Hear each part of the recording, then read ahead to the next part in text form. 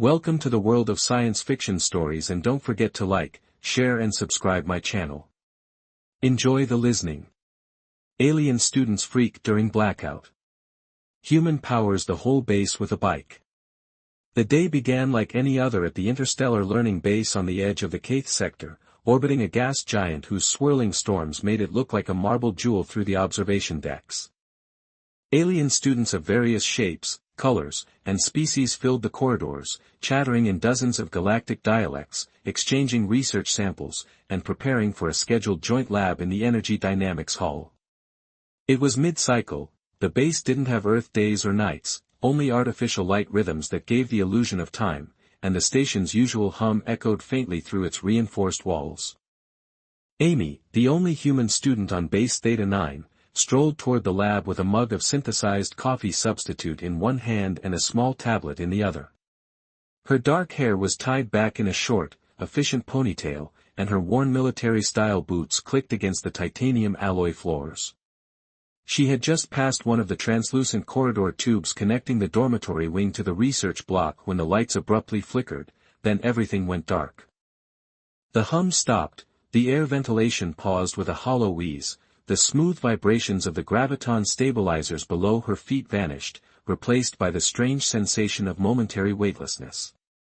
The emergency systems failed to engage, and for the first time in its 100-year operational history, the interstellar learning base was plunged into absolute silence and pitch-black darkness. At first, there was no sound, just stunned stillness and a deep, unnatural quiet. Then came the panic in the darkness. Amy could hear the first shriek, a high-pitched, pulsating frequency emitted by Rick Can, a jelly-bodied aquatic student who relied on rhythmic light pulses to regulate his nervous system. His scream triggered a cascade of reactions. Growl, a heavy-set, armor-plated being from Dularax Prime, roared as he stumbled into a wall, breaking part of the corridor panel with a metallic clang. The Bisari twins, conjoined by a neural web at the base of their necks, began emitting a distorted, echoing buzz that bounced unnervingly through the halls. Without artificial gravity, some floated upwards, others slammed into ceilings, or drifted helplessly, flailing in confusion. Amy paused, keeping her breath steady. Her eyes hadn't fully adjusted, but she didn't panic. Earth blackouts were practically a rite of passage where she'd grown up, brownouts during storms, power cuts in winter, short circuits from overloaded appliances. She reached into her utility pouch, pulled out a slim flashlight, and flicked it on. A beam of soft yellow light cut through the darkness like a warm knife, instantly becoming the most reassuring object in the corridor. She turned and saw Kalar, a translucent-skinned male student who communicated through subtle shifts in color, curled up against the wall. His body flickered erratically with distress patterns, orange spikes, violet waves, and disjointed pulses of white light across his skin. She moved toward him calmly and knelt beside him, shining her flashlight upward so as not to startle him. "It's all right," she said gently. "It's just a power cut." Kalar blinked in confusion. "But the backup cores, the fail-safe quantum drives, also failed," Amy said. "Something big is happening. We need to stay calm." All around her, the corridor swirled with floating students, broken tools, and personal devices that had shorted out. A few were sobbing, others were frozen in confusion, and some tried feverishly to use their implanted comm chips, which were now just blinking shards of tech in a dead shell of infrastructure. The base AI, normally humming with warmth and guidance, remained disturbingly absent. She stood up and shouted over the noise, "Everyone, if you can hear me, float this way. Follow the light." She waved the flashlight slowly, letting it create a visual path like a glowing thread through the air. One by one, the students began to follow, some clinging to walls or each other as they navigated through zero-gravity darkness. She led the group into the central nexus of the corridor, where a small maintenance access hatch remained ajar. Amy grabbed a tether strap from the wall and secured herself to the ceiling rail. Using a manual override, she unlocked the hatch and slipped inside. A wave of cold air hit her face as she entered the narrow tunnel, but she didn't flinch. This route led to the old generator chamber, a rarely used section originally intended for physical training and primitive survival scenarios. It had been shut off for decades, dismissed by most students as obsolete in an era of infinite energy matrices. Inside the cramped tunnel, Amy maneuvered quickly past storage crates of outdated equipment and forgotten boxes labeled in faded galactic standard. Dust clung to her boots and gloves as she crawled through the dim shaft. Her flashlight flickered, its battery beginning to strain, but she pressed on.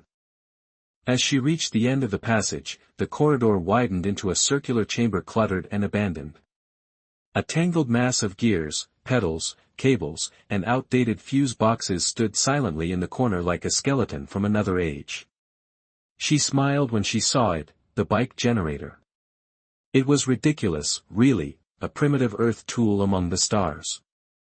The station had used it as part of a human culture exhibit once, but over time it had been boxed up and forgotten. Amy walked over and brushed off the dust. The generator was still connected to a local grid, a basic circuit independent from the main power array, not enough to restore life support, but enough, perhaps, to light a few corridors and recharge essential systems. Back in the corridor, the aliens had gathered near the tunnel, drawn by the sound of her voice and the faint beam of her light. Kaller floated near the opening, peering in with wide eyes. "What are you doing?" he asked. Turning the lights back on, Amy said without turning, "I checked the wires, reconnected a few rusted terminals, and tightened the belt on the back wheel." Then she pulled the bike out into the center of the room, took off her jacket, and climbed onto the seat. The pedals squeaked from disuse, but she began slowly warming up the ancient gears. The resistance was immediate. This wasn't a smooth ride, but with each turn of the pedal, the generator sparked faintly to life. She gritted her teeth, leaned forward, and began to pedal harder. The room filled with a low whine as the generator's magnetic core spun back to life. A dim green light blinked on the nearby control panel. A series of emergency lights along the corridor snapped on one after another, casting eerie shadows on the walls. Cheers erupted from the students floating above, their panic slowly replaced with astonished awe. Amy kept pedaling. Sweat formed on her brow, and her thighs burned from the effort, but she didn't stop. The light spread further, now illuminating half the base's emergency grid. One student's comm unit flickered to life, another shouted that the oxygen regulation vents were operational again. The panic had not only been quelled, it had been conquered by a girl on a bike, pedaling against the darkness. In that moment, no one cared about species status or tech. The entire base watched, suspended in zero-gravity silence, as a single human girl brought light back to a world lost in the void. And somewhere deep in the base's data core, a forgotten backup log quietly resumed its auto-recording, marking the return of energy with the simplest of tags: power restored, manual override detected. Source: human pedal generator. Amy smiled as the corridor ahead of her glowed a little brighter.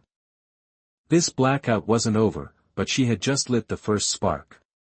Amy felt the ache settling into her legs long after the lights flickered back on. She had stopped pedaling only when the emergency sensors confirmed a stable current running through Corridor D in the adjacent medical wing.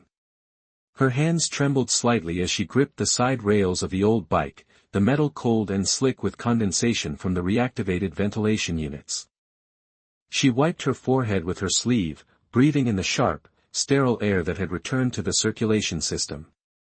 The soft hum of machinery was still faint, fragile, like a creature waking from deep hibernation.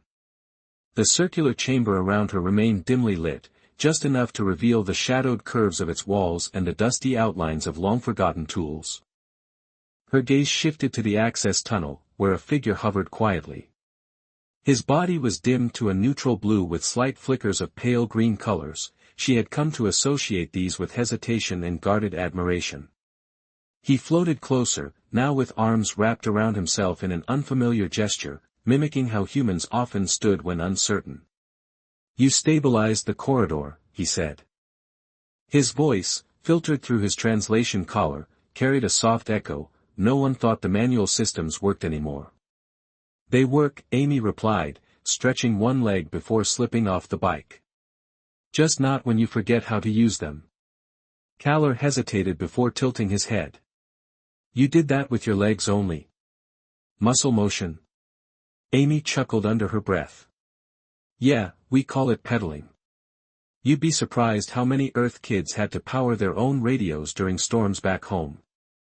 Kaller seemed to process this slowly, his skin patterning shifted in slow waves as he watched her unplug the generator's terminal link and coil the cable over one shoulder. The lights above flickered once, but held steady for now. The immediate crisis in this section was over, but the rest of the base was still dark, possibly locked in emergency shutdown. No central commands were responding, and worst of all, no one from administration had arrived to explain the cause of the blackout. Kaller seemed to realize the same, he floated closer. Should we alert the upper wings? He asked. I doubt we can, she replied. Stepping out into the corridor, no comms. If their systems are still down, they might not even know anything's been restored down here. Others had begun gathering around the edges of the lit hull. Students from distant wings had floated or climbed their way toward the illuminated sections, following whispers about the light-bearing human girl. The Hizari twins were seated awkwardly beside a flickering panel, their neural link twitching with data pulses. Amy spotted Grow further down the corridor, crouched near the wall with several younger students huddled behind his armored back. Despite his size, he remained perfectly still, as if holding his posture would protect those near him. When he saw her, he rose, his heavy frame thudded against the re-engaged gravity floor, rattling the lights above. You, he grunted, his voice deeper than she remembered. The human, you made this light. I turned on the backup, Amy said, hoisting the coiled cable over both shoulders. Now just enough power to stabilize things. Grow blinked his heavy eyelids slowly and deliberately. Our command module has not responded for 4 cycles, no updates, no location markers. Then something's really wrong, he muttered mostly to himself. Kaller floated closer in motion toward the back hallway. I can lead us through the gravity shaft toward the central processor wing. If we can manually reboot the backup memory core, it might give us the map of power distribution, we'll know which parts are dead and where we can help next. Amy nodded. Let's go. Grow, you stay here, keep the kids calm. I'm going to see if we can get the rest of the base online. He looked at her for a long moment before nodding once and turning back to the frightened students behind him. Kaller took the lead through the narrow maintenance hall, his glowing veins illuminating the path just enough to see where they were going. The shaft was tight and steep, not meant for long travel, but it bypassed the main lifts that had failed during the outage. Amy moved with practiced steps, using the emergency railings embedded in the walls. Each level they passed felt colder than the last until she could see her breath briefly catch in front of her lips. They reached the core access port after 20 minutes of silent climbing. Amy knelt beside the control panel and brushed away a thin layer of frost forming along the edges. The core unit was protected behind an emergency blast door that required biometric clearance, but with power out, the lock would need to be bypassed manually. Kaller hovered beside her, his breath visible now. There is a power tap just beneath the floor, I see it, she said, removing her toolkit from her belt. She flipped the latches open and pulled out a small converter rod she'd custom-built from leftover tech.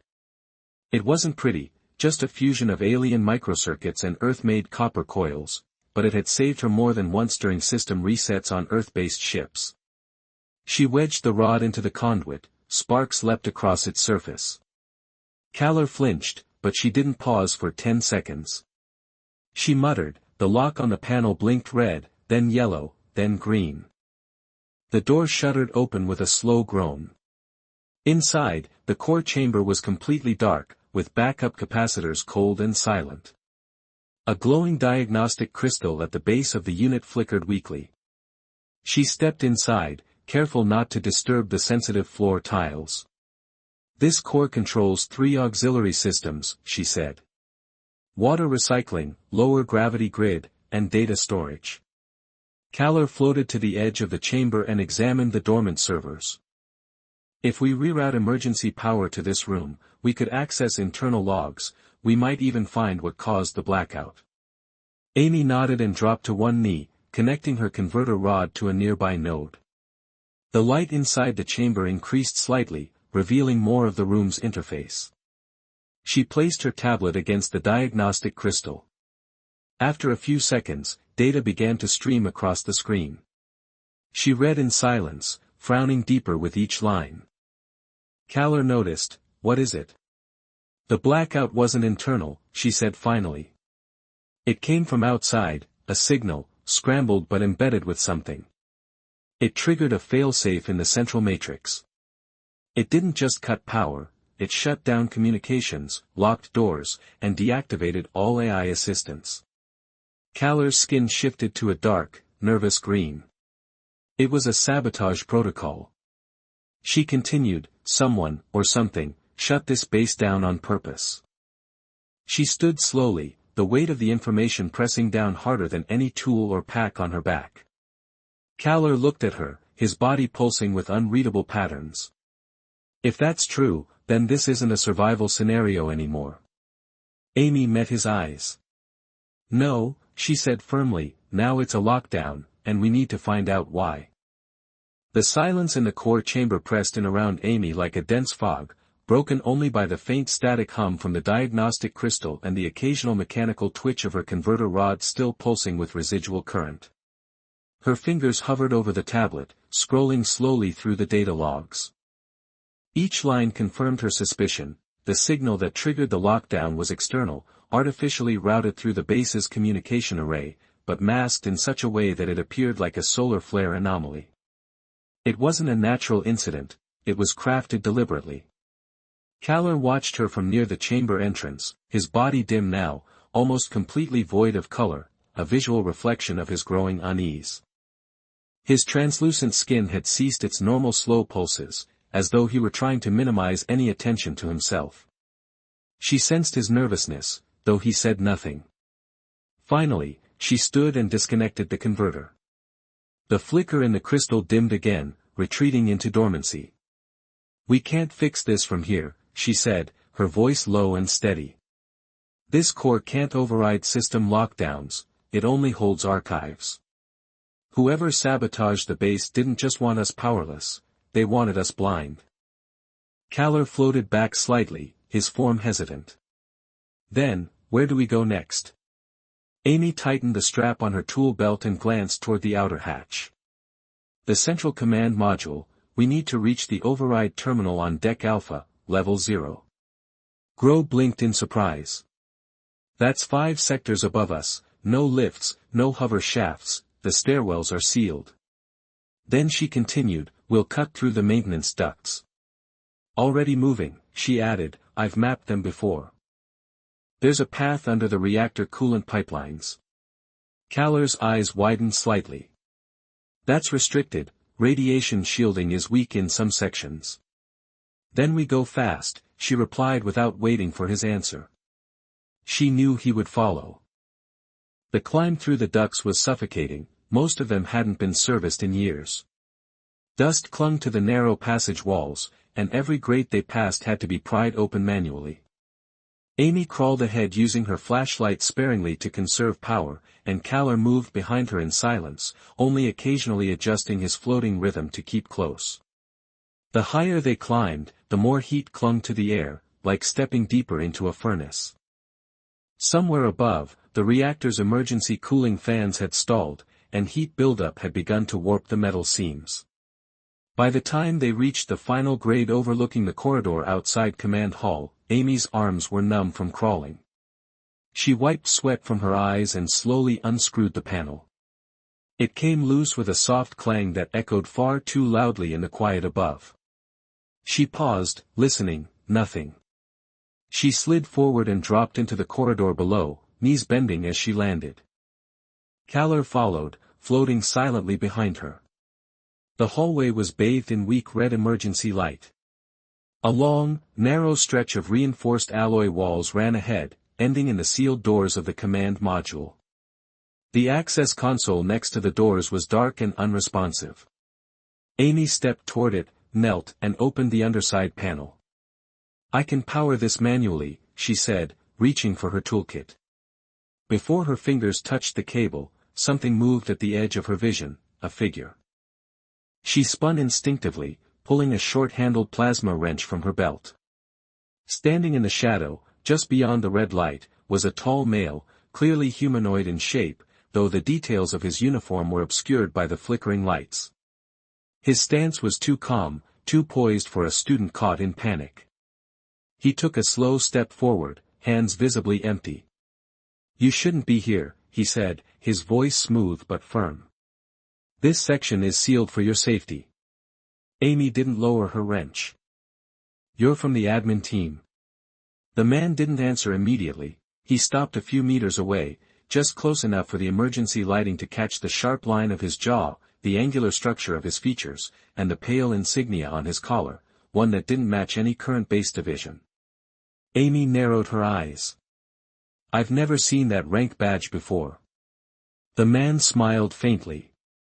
"That's because I'm not part of the student corps." Dur floated closer now, his voice cautious. "Who are you?"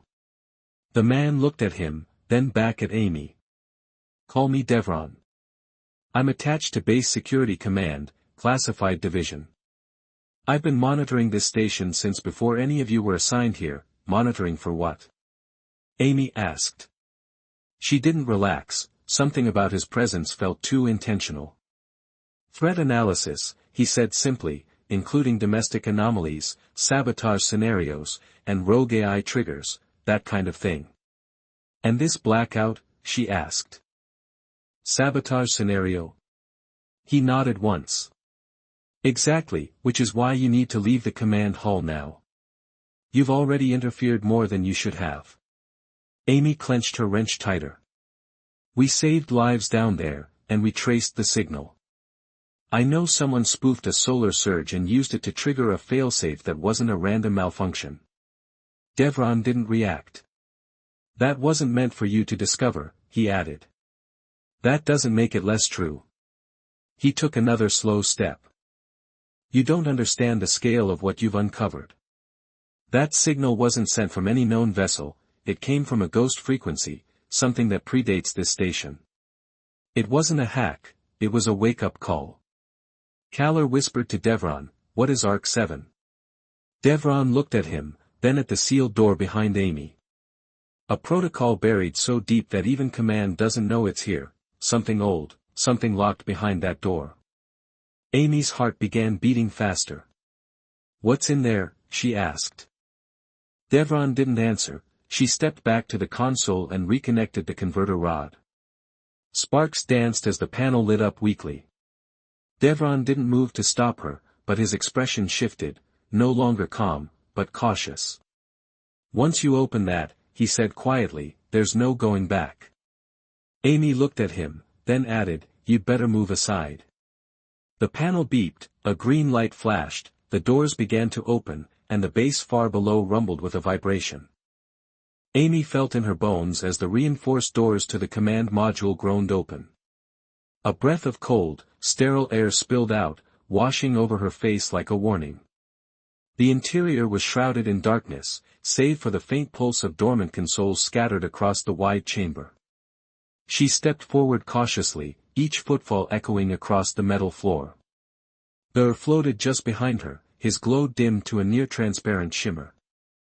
Devron remained in the corridor, making no move to follow, but Amy felt his eyes on her back, heavy with something more than disapproval. The chamber stretched in an oval, lined with recessed terminals and high-backed operator chairs, all facing a massive central display that was now dark. Thin cables hung from the ceiling like metallic vines, swaying slightly in the still air. The room had the silence of a tomb, undisturbed for a long time. Amy didn't speak. She moved toward the primary override console and placed her tablet on the interface surface. A soft chirp acknowledged the connection, but the interface resisted activation. Dur hovered beside her, watching the screen flash static. "There's something buried under the base system, a lock layer," Amy nodded.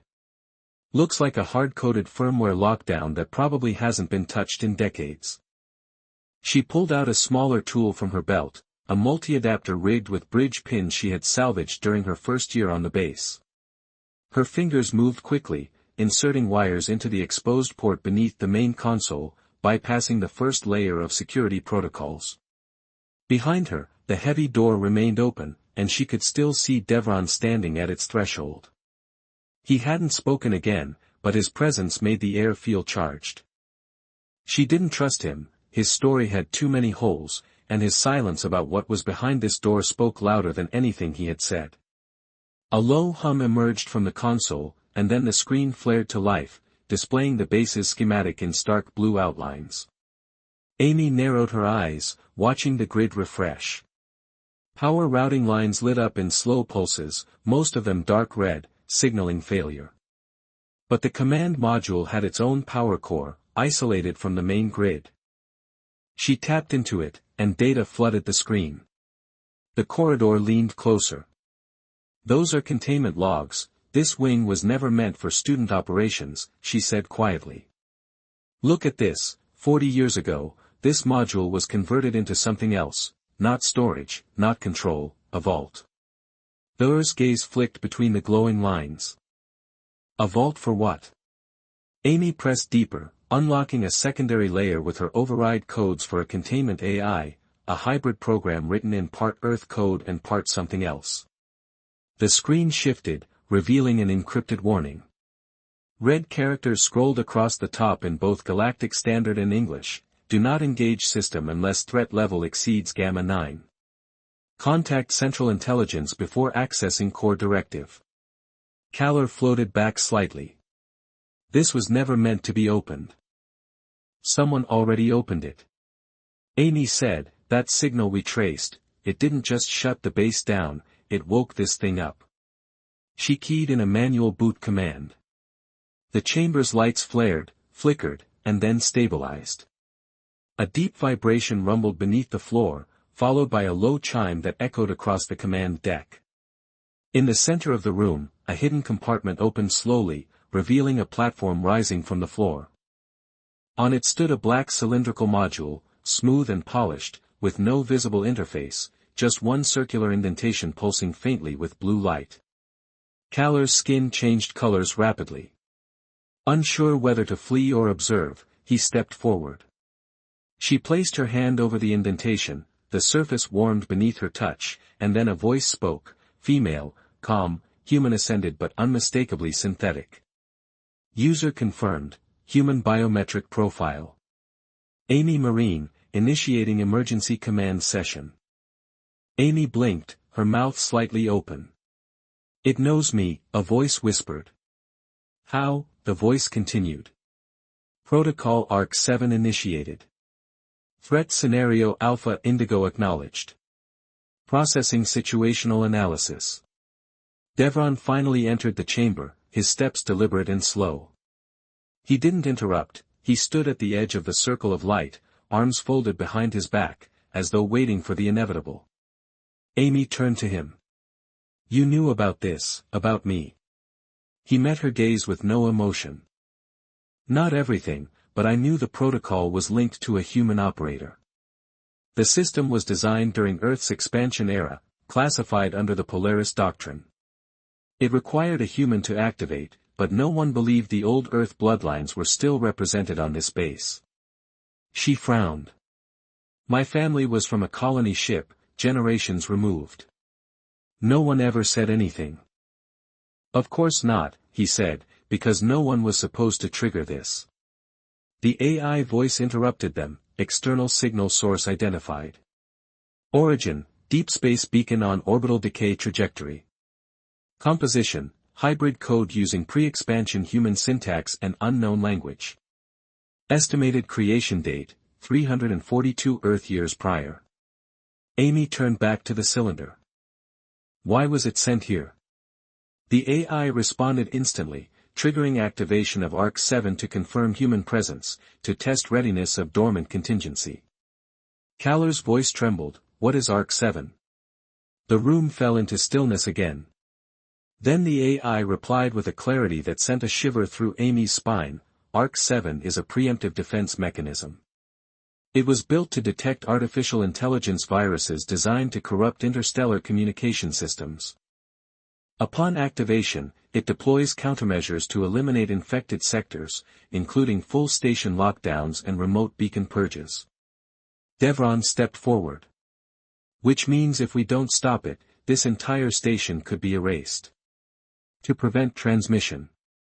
Kaller's skin turned a sickly blue-green. You're saying it might destroy the base? Not yet, Devron said, but the moment it detects a spreading pattern, it initiates self-termination of all linked systems, a clean sweep. No survivors. Amy gritted her teeth. And the only way to stop it is, Devron looked at her carefully. You're the only recognized human profile in the system. It won't accept input from anyone else, the AI confirmed. Awaiting command input. Protocol override possible via verified biometric signature. Amy stared at the interface, the responsibility pressing on her chest like gravity had tripled. One wrong move could fry the entire base, but doing nothing meant the system might decide to act on its own. Run a scan, she said quietly. Check if the station has any corruption spread. The AI replied seconds later, negative. No system infection detected. External signal remains isolated. Kaller let out a breath. Devron finally looked away, his composure cracking just slightly. Amy placed both hands on the interface, then said, I issue command override, shut down ARC-7, disable external signal interaction, route control back to manual operations. The AI responded, confirmed. ARC-7 neutralized. Station integrity restored. External signal quarantined. A soft pulse passed through the floor, the hum faded, and the module retreated into the floor. Lights brightened overhead. Amy stood still for a long moment, her legs trembled not from exertion but from the weight of what had nearly happened. Kaller approached quietly, his glow beginning to return. You just stopped a base-wide purge, he said. She nodded slowly. Devron stepped forward, quieter now. You weren't supposed to be here. But I'm glad you were. Amy didn't answer, her hands were still trembling. I need to find out who sent that signal, she said finally, because if someone out there knows what ARC-7 was, it means this wasn't just a test. She looked up at the central display as it flickered to life for the first time in hours. Something was watching from deep space, and it knew she had answered. The command module was no longer a tomb. Overhead, light stabilized into a crisp white glow, casting clean lines across the chamber's sharp angles. Monitors blinked with restored data streams, and the central display revealed a view of the surrounding orbital space, silent, vast, but now with one unmistakably clear detail, an object, barely visible at the edge of the base's detection range, drifting in slow, decaying orbit. The beacon, the signal source, the ghost that had nearly condemned them all. Amy stood in front of the display with her arms crossed tightly over her chest, her shoulders ached, the adrenaline having faded and leaving only a dull throbbing at the base of her skull. Kaller floated nearby, his luminous skin now softly radiating orange and pale violet colors of cautious calm. Devron remained by the wall, arms folded behind his back again, though this time his stance carried no command.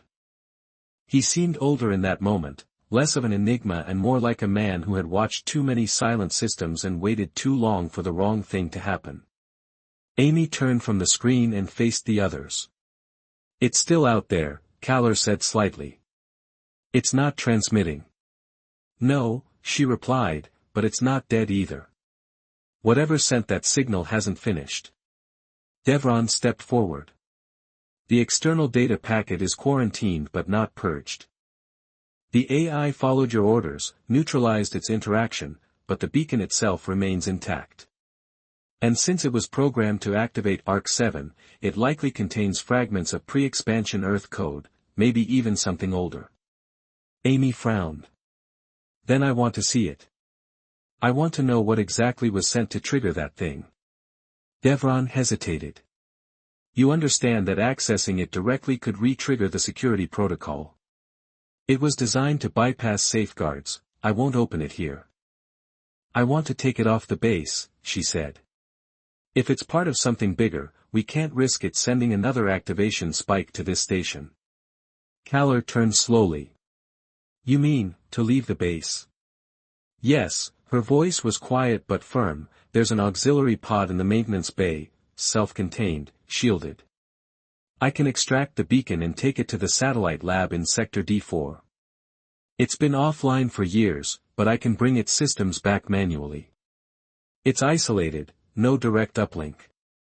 If something goes wrong there, the main base stays safe. Devron stepped closer. That's a one-person shuttle. She met his gaze. Then it's a one-person job.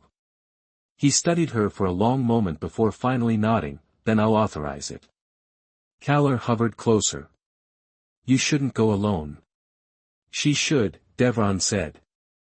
That pod was made for your kind of thinking, manual systems, no AI, nothing that can be hijacked remotely. Amy didn't wait for more discussion.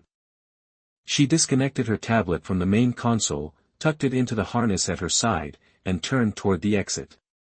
Kaller followed her as far as the lift. The elevator shaft was now active again, humming with power.